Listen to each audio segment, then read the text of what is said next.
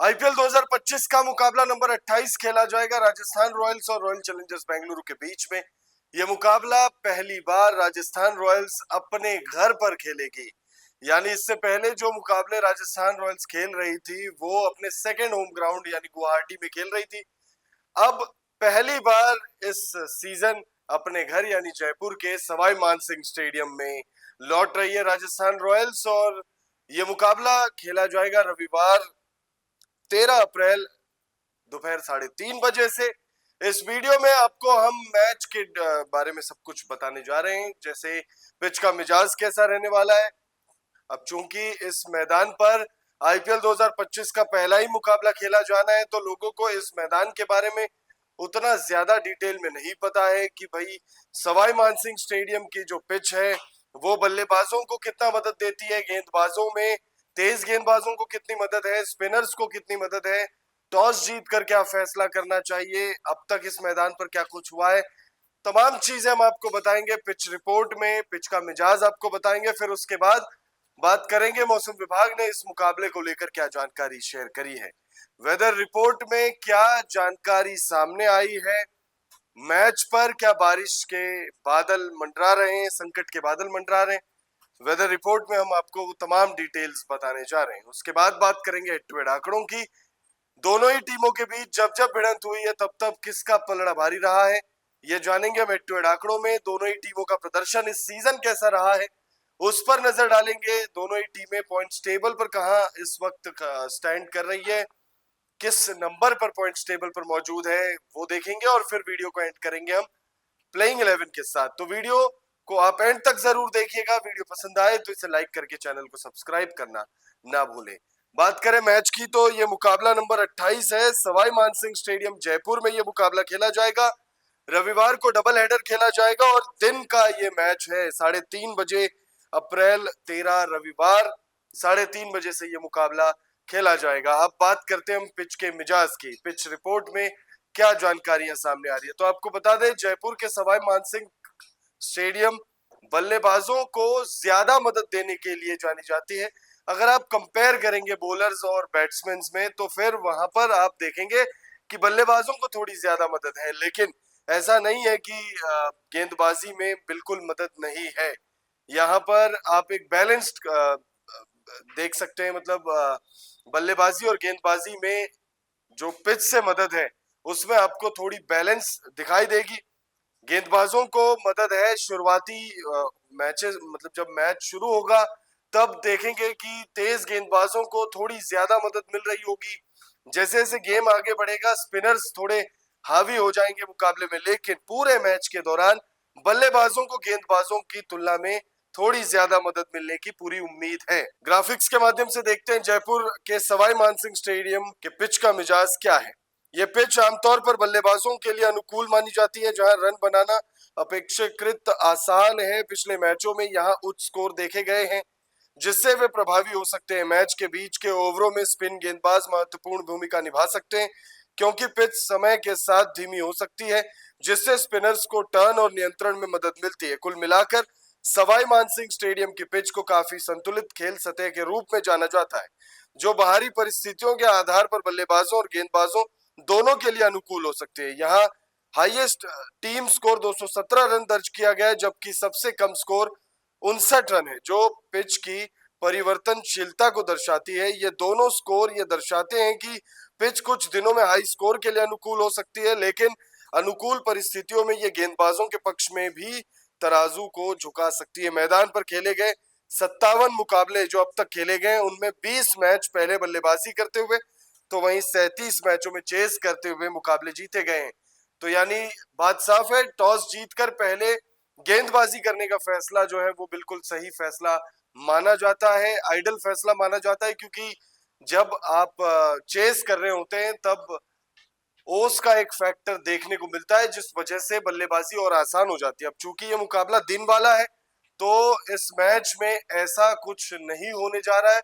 Toss जीतकर हो सकता है कि पहले बल्लेबाजी करने का फैसला करे कप्तान और एक बड़ा टोटल खड़ा करके डिफेंड करने की कोशिश करें। बहरहाल क्या कुछ होता है मैच के वक्त वो तो खैर हमें बाद में पता चलेगा, लेकिन क्या मैच हो पाएगा क्योंकि मौसम विभाग ने जो जानकारी दी है उसे जानने के बाद आप ये तो नहीं कहेंगे कि मैच पर कोई खतरे के बादल मंडरा रहे हैं, क्योंकि हर मैच से पहले लोगों को इस बात का डाउट रहता है कि बारिश की वजह से कहीं मैच धुल ना जाए। उनके फेवरेट खिलाड़ी को वो मैदान पर खेलता हुआ देखना चाहते हैं, भले वो मैदान पर जाकर देखे या फिर अपने मोबाइल स्क्रीन पर या फिर टीवी पर, चाहे जैसे भी देखे, लेकिन अपने फेवरेट क्रिकेटर्स को वो देखना चाहते हैं। इस मुकाबले के लिए मौसम विभाग ने जो जानकारी दी है वो हम आपको बता देते हैं। आईपीएल 2025 के मैच नंबर 28 के लिए मौसम विभाग ने जयपुर का मौसम मैच के लिए अनुकूल रहने का अनुमान जताया है। मौसम विभाग के मुताबिक अधिकतम तापमान 37 डिग्री तो वहीं 27 डिग्री न्यूनतम तापमान रहने की बात कही गई है। मौसम विभाग ने इस मैच के लिए बारिश की चेतावनी जारी नहीं की है, तो वहीं 24% ह्यूमिडिटी रहने का भी अनुमान जताया गया है। तो मौसम विभाग ने मैच पर कोई खतरे के बादल जो है ऐसा कुछ भी नहीं कहा है, तो आप निश्चिंत रह सकते हैं। आपको राजस्थान रॉयल्स के स्टार प्लेयर्स और आरसीबी के स्टार प्लेयर्स इनके बीच एक कड़ा मुकाबला देखने को मिलेगा, और इनके बीच कड़ा मुकाबला होता भी आया है आईपीएल के इतिहास में, क्योंकि अब हेड टू हेड आंकड़े हम आपको बताने जा रहे हैं। हेड टू हेड आंकड़ों में कौन सी टीम किस पर हावी है ये जानना बेहद जरूरी है, कौन सी टीम साइकोलॉजिकल एडवांटेज लेकर आ रही है। राजस्थान रॉयल्स और रॉयल चैलेंजर्स बेंगलुरु के बीच कुल 32 मैच खेले गए और लगभग दोनों ही टीमों के बीच एक जीतने ही मैच जीते गए हैं। आरसीबी ने सिर्फ एक मैच ज्यादा जीता है। राजस्थान रॉयल्स ने इन 32 मैचों में से 14 मैचों में जीत हासिल की है, तो वहीं आरसीबी ने 15 मैचों में जीत हासिल की है, जबकि 3 मुकाबला जो है वो बेनतीजा रहा है, यानी 3 मैच का नतीजा नहीं निकला। 15 मैच आरसीबी, 14 मैच आरआर। तो आप कह सकते हैं कि भाई दोनों टीमों के बीच बहुत ही कड़ा मुकाबला हमने ओवर द इयर्स देखा है। बैटल ऑफ द रॉयल्स है ये, और बैटल ऑफ रॉयल्स में दोनों ही टीमें बहुत ही नेक टू नेक लड़ाई लड़ती है एक दूसरे के खिलाफ। अब दोनों ही टीमों के इस सीजन के प्रदर्शन पर नजर डाल लेते हैं, पॉइंट्स टेबल पर भी नजर डाल लेते हैं कि कैसा प्रदर्शन है दोनों ही टीमों का। तो सबसे पहले अगर हम बात करें, आरसीबी बेहतर पोजीशन में अपने आप को महसूस कर रही होगी, क्योंकि आरसीबी टॉप 4 में बनी हुई है। 5 मुकाबले खेले हैं, 3 में जीत है, 2 में हार है, 6 पॉइंट्स प्लस 0.539 की नेट रन रेट के साथ चौथे नंबर पर। तो वहीं आरआर की बात करें तो 5 मुकाबलों में 2 जीत है, 3 हार है और 4 अंक है आरआर के, -0.733 की नेट रन रेट। और अगर आप आरआर के अब तक के प्रदर्शन पर गौर करें तो सनराइजर्स हैदराबाद के खिलाफ बहुत बड़ी हार, पहले ही मुकाबले में 44 रनों की। उसके बाद केकेआर के हाथों 8 विकेट से बड़ी हार, फिर सीएसके को उनके घर में जाकर हराया, पंजाब किंग्स के विनिंग स्ट्रीक को तोड़ा, 50 रनों से बहुत बड़ी हार का सामना कराया पंजाब किंग्स को, और फिर उसके बाद पिछले मुकाबले में गुजरात से हार कर आ रही है और लगभग कह सकते हैं कि बहुत बड़ी हार है, 58 रनों की बड़ी हार झेल कर आ रही है। वही आरसीबी की बात करें तो आरसीबी भी हार कर आ रही है, लेकिन आरसीबी ने अपने अभियान की शुरुआत बहुत धमाकेदार की थी। पहले मुकाबले में केकेआर को 7 विकेट से हराया था, उसके बाद सीएसके को 50 रनों से उनके घर में जाकर, फिर जीटी से 8 विकेट से हार गए, मुंबई इंडियंस से 12 रनों से जीते और फिर दिल्ली कैपिटल्स ने 6 विकेट से हरा दिया। दिल्ली कैपिटल्स वाला मुकाबला एक तरीके से उनके पक्ष में जाता हुआ दिख रहा था, लेकिन केएल राहुल की वो शानदार बल्लेबाजी जिसके दम पर आरसीबी को एक शर्मनाक हार आप कह सकते हैं वो झेलनी पड़ी। 4 विकेट बहुत ही जल्दी गिर गए थे दिल्ली के। बहरहाल हम दिल्ली की बात नहीं कर रहे, हम आरसीबी और आरआर की बात कर रहे हैं। अब हम बात करेंगे दोनों ही टीमों की संभावित प्लेइंग 11 में कौन कौन से खिलाड़ी आपको दिख सकते हैं। तो सबसे पहले बात कर लेते हैं आरसीबी की। आरसीबी की प्लेइंग 11 में आपको Philip Salt, Virat Kohli open करते हुए दिखेंगे। उसके बाद आएंगे देवदत्त पाडिक्कल, रजत पाटीदार कप्तान, Liam Livingstone, Jitesh Sharma wicketkeeper, Tim David, Krunal Pandya, Bhuvneshwar Kumar, Josh Hazlewood और यश दयाल। आरसीबी की टीम की बात करें तो आरसीबी की टीम में फिलिप सॉल्ट पिछले मुकाबले में बहुत ही जबरदस्त टच में नजर आ रहे थे, लेकिन वो रनआउट की वजह से वो आउट हो गए।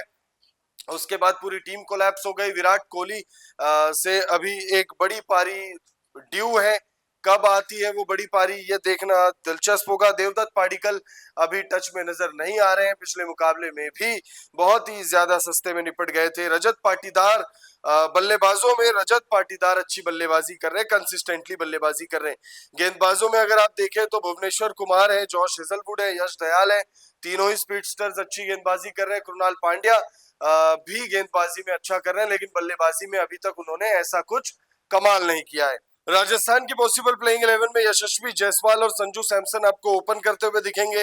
फिर आएंगे Nitish Rana, Riyan Parag, Dhruv Jurel, Simran Hetmyer, Wanindu Hasaranga, Jofra Archer, Maheesh Theekshana, Yudhvir Singh Charak और संदीप शर्मा। आरआर की बात करें तो यशस्वी जायसवाल ने सिर्फ अब तक एक पारी में उन्होंने अच्छी बल्लेबाजी की है, एक इनिंग में, उसके अलावा उनका बल्ला चला नहीं है। Sanju Samson on the other hand लगातार कंसिस्टेंटली बल्लेबाजी कर रहे हैं। ध्रुव जुरैल से भी सिर्फ अभी तक एक ही पारी हमने देखी है। Riyan Parag on end of रहा है उनके लिए अब तक ये सीजन। 3 मैचों में शुरुआत में उन्होंने कप्तानी भी करी थी, बल्लेबाजी ठीक करी थी, लेकिन ऑन एंड ऑफ रहा है। सिमरन हेटमायर अच्छी हिटिंग कर रहे हैं, लेकिन बड़ा इम्पैक्ट वो नहीं छोड़ पा रहे हैं। वानिंदु हसरंगा गेंदबाजी में बहुत अच्छा कर रहे हैं, जोफ्रा आर्चर गेंदबाजी में अच्छा कर रहे हैं, संदीप शर्मा गेंदबाजी में अच्छा कर रहे हैं। तो दोनों ही टीमों की बात करें तो दोनों ही टीमें काफी ज्यादा बैलेंस नजर आ रही है, लेकिन अभी इस वक्त मजबूत स्थिति में आरसीबी की टीम है। मौजूदा सीजन में भी और ओवरऑल भी अगर आप दोनों टीमों के हेड टू हेड आंकड़े के हिसाब से देखेंगे तो उसमें भी भले ही एक मैच ज्यादा, लेकिन आरसीबी ने वो एक मैच ज्यादा जीता है। फिलहाल इस वीडियो में इतना ही। आप कमेंट करके बताइएगा आरसीबी और आरआर के बीच मैच नंबर 28 में कौन सी टीम बाजी मारने जा रही है।